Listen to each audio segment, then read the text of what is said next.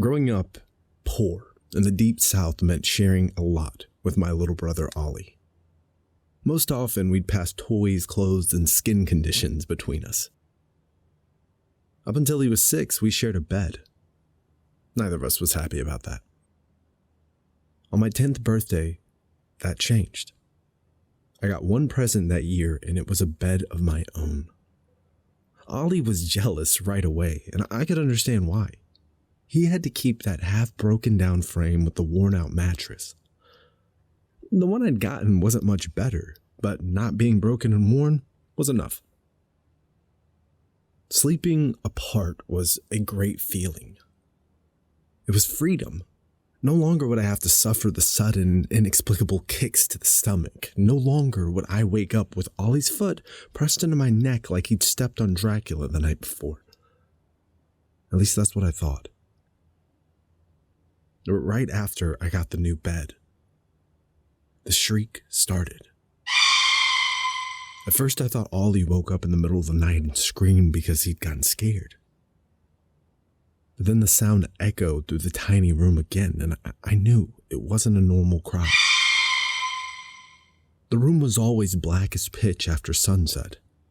The one window we had was pressed against a long-leaf pine, and even the biggest, brightest moon cast no light inside. The shriek just about drove me crazy.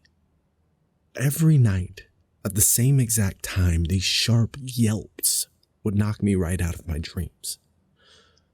It wasn't my mom or dad yelling either. I knew what that sounded like, believe me. Most worrying of all was the fact I could never tell where it was coming from. It seemed completely random.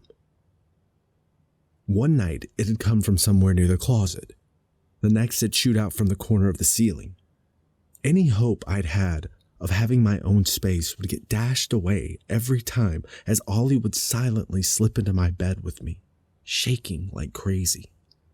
He'd clasp onto me and wouldn't let go until it was almost daybreak. Most times I'd take his hand and tell him everything was going to be okay, that it would be over in the morning. But I was never really sure. Over time, the shriek started changing. At first, it was only by small degrees, but eventually it took on the primal hooting sound of a primate calling out its fierce warning. I had to clasp pillows to my ears just to keep from going deaf. Mom and Dad never believed me or Ollie, basically because the thing, whatever it was, refused to make a peep when they were in the room. Apparently, they couldn't even hear it through the walls, even though it was damn sure loud enough. The shriek just got worse and worse until I felt like I couldn't take it anymore. Me and Ollie were doing really bad in school, and we just had no energy at all. I could sleep more deeply with my head propped up and eyes open in the middle of class than I did in my own room at night. Then, thankfully, we moved out of the house nearly a year later. I had contemplated all sorts of things, even a child's clumsy concept of abandoning the house to get away from this horrific nightly noise. There was no problem at the next house.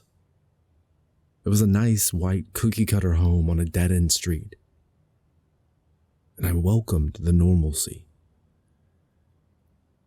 What's more, when we moved in there was a bunk bed waiting for me and Ollie.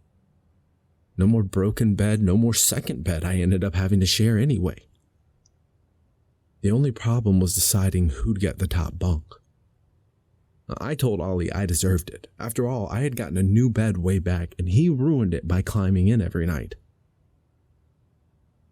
What? He shook his head. I never did that. I'd always wondered why the noise stopped the second I was sharing my bed. Now I had the answer.